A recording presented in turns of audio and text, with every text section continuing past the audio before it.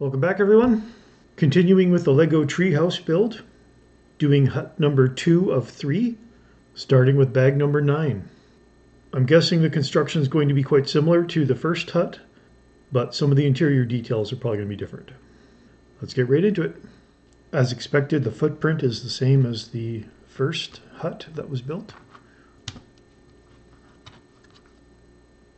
You have a brush.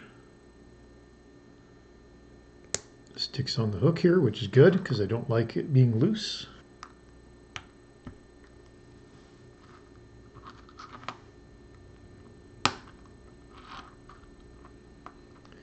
Well, a lot of containers in this wall assembly. Now, this assembly, where does this go? Should go from here all the way over to here.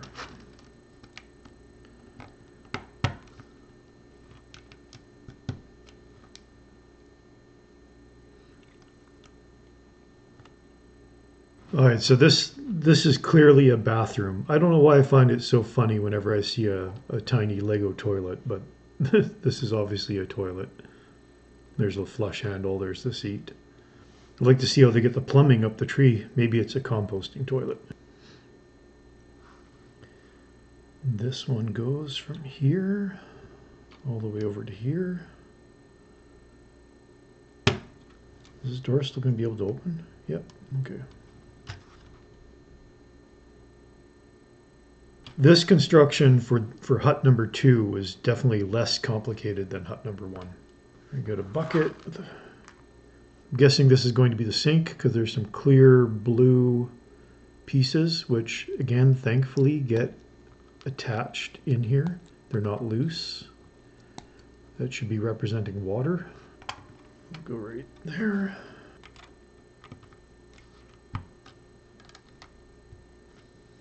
That is the end of bag number 9. Our lower half of hut number 2. Definitely a washroom of some sort. So not quite as much detail as the lower half of hut number 1, but still a decent amount of detail in there. Again, I just love the tiny toilet. Well, that went rather quickly. So we'll just get right into bag number 10, which will finish off hut number 2 minus the roof. Big wall section. Now this will snap into these hooks here. Well, now that I see this looks like it's a shower area. So here's a barrel, which is probably for water. So this is definitely a shower area with a barrel probably supplying the water for the shower.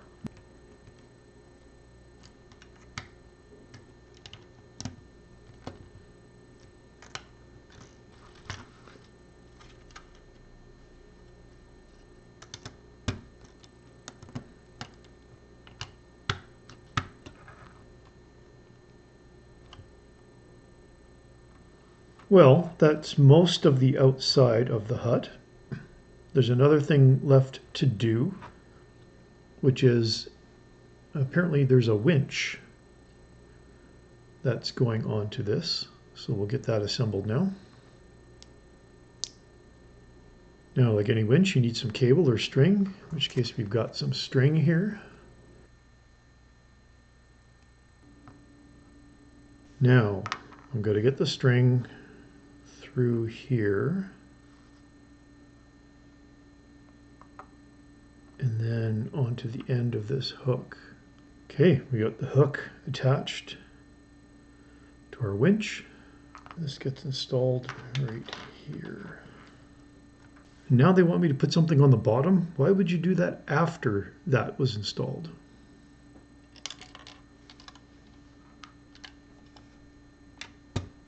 Now there's a couple clear bricks which represent water, which have to go into the bucket here.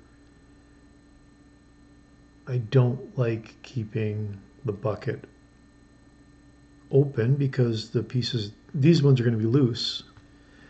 I'll put them in for now. Hopefully I don't forget that they're in there, and then turn this over and have them come spilling out. Now there's quite a few parts left over, and that's for building a small staircase. I'm going to build the staircase but not install it into the main structure until I get the last hut built. So that's mostly the end of bag number 10, with the exception of the stairs that we have to build yet. We have a nice winch over here with a hook on the end of it. Not quite as much detail on hut 2 as there was on hut 1, but still looks pretty nice. Got our water bucket for our shower and our toilet probably. We have a light on the outside, and then the inside is our bathroom area. Now I'll just quickly get the stairs assembled.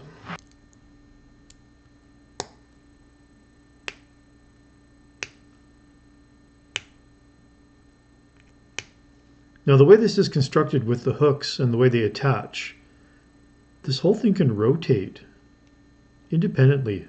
So it gives it the ability to curve if needed. I'm going to keep it straight, or mostly straight for now, until I get it installed in the final assembly. But that's kind of a clever way of doing that. There's our stair assembly. Adjustability in almost every direction. Now, with these two things, this is the end of bag number 10. Again, I'm not going to install this into the main assembly until I finish hut number 3, which is up next, starting with bag number 11. This footprint's slightly bigger than the other ones because of this extension.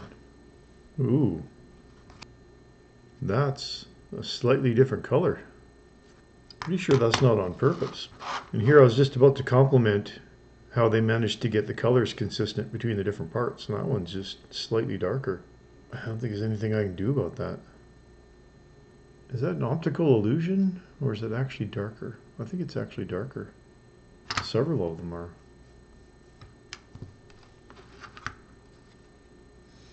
There's the base. Nice clear coffee mug. And our first wall segment will go over here.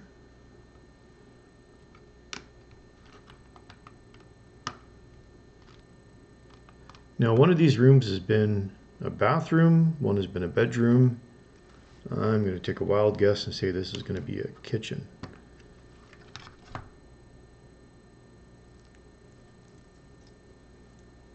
Couple paddles. Interesting.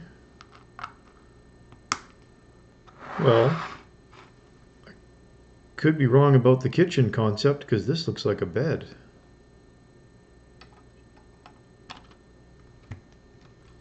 Like another one of these assemblies that go upside down, pins into hooks, like we did in hut number 1. And like hut number 1 as well, we got these rods here, and then this upper part just sits on top and clips into the rods. Well, I'm not sure what that's supposed to be. Whatever it is, sits on top of there. I think this is a microscope. Yeah, pretty sure this is supposed to be a microscope. Flower in a jar. Vegetation on the outside. Now, these should all be extras, although I'm not sure about those. Again, when I get major pieces like this left over, I feel like I missed something. So indeed, I did miss these. They actually go underneath this bed assembly. Like that. Well, that makes more sense. Now the bed has feet that sit on the floor instead of just hovering there. Well, that's the end of bag number 11. The lower half of hut number 3. I thought it might have been a kitchen. It now looks like a small sleeping area, maybe like a lab, study area.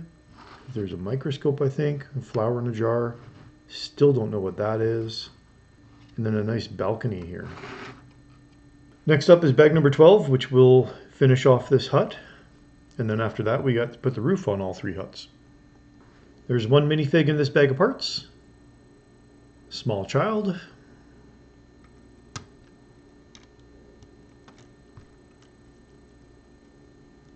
Another printed brick. This looks like a map. like a treasure map.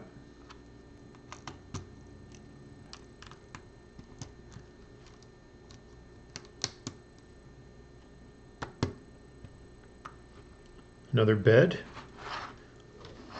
Which goes up here. So these look like they're bunk beds.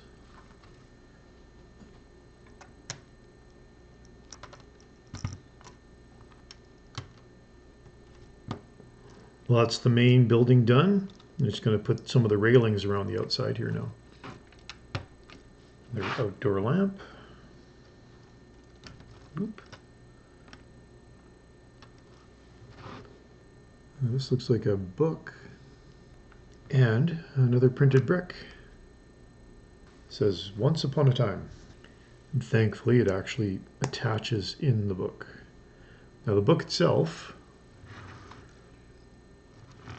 there's a little ledge right here. The book is going to sit in there, and that unfortunately is a loose piece. But once we get the roof on, it should stay in place. Put our minifig on the balcony. That's the end of bag number 12.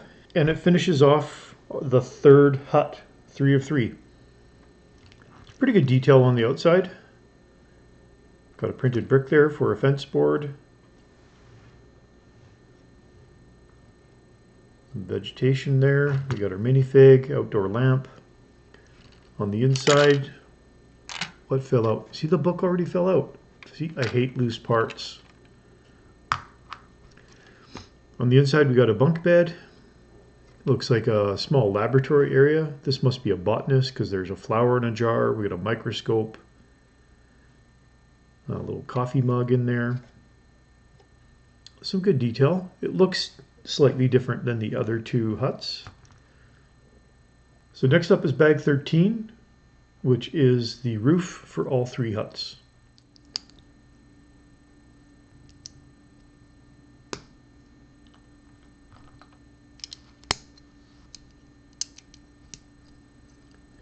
Now there's some hooks here and some ball and socket joints, which means the roof is actually probably going to be sloping in 2 or 4 directions.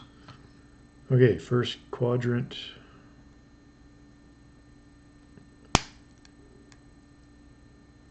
So it can rotate, but only until it hits that brick. Gives it a sloping effect. Quadrant number 2. Now the hooks in the middle are used for this piece. So that can slope that way. And the last quadrant for this roof.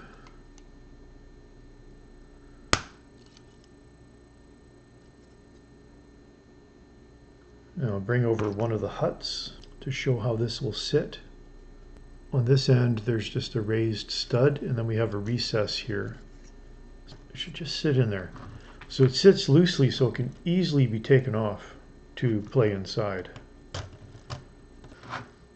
Looks nice with the roof on. All right, here's the 3 huts completed with the roof on each one. Now we just have to get this put into the main assembly. All right, we'll start with hut number 1, which is on the lowest branch. I'm going to take the roof off just so I can press this down. Put the roof back on. Looks pretty good. Now for hut number 2. Give it a good press down. It's a little hard to get it seated because there's no good way to press into this. Set the roof back on. Now, one left to go. Sit. And put the roof back on. Oh, doesn't that look impressive? We're not done yet. There's still 6 bags of parts left. We have to get the upper part of the tree done, and then there's a bunch of detail to go around this yet. There's a staircase that was done in hut number 2, which I need to install. Here's our staircase. It's going to go between hut number 2 and 3. There's a ball joint there, and a receiving kind of stud here. Now, this staircase has got flexibility in multiple directions. So it can be tilted, it can be rotated. So that's how somebody gets from hut number 2 to hut number 3. Well, next up is bag number 14, which is just the next extension for the tree, the central core. I'll start that next week. Well, what do you think of the set so far? It's quite robust. You can pick it up by the trunk. It's quite large. It's impressive. The one complaint I have so far, and this isn't anything to do with the construction or anything like that, it's just from a minifig scale point of view, these handrails here, there isn't really enough room for a minifig to get in there. I mean, barely enough. It'd be nice if that was 2 studs wide instead of 1 stud. At least with 2 studs in there, the minifig could actually go in there sideways instead of parallel to the handrail. Just gives it more dimensions if it was a little bit wider. Otherwise, I think it looks really good. Thank you so much for watching. We will continue with this build next week.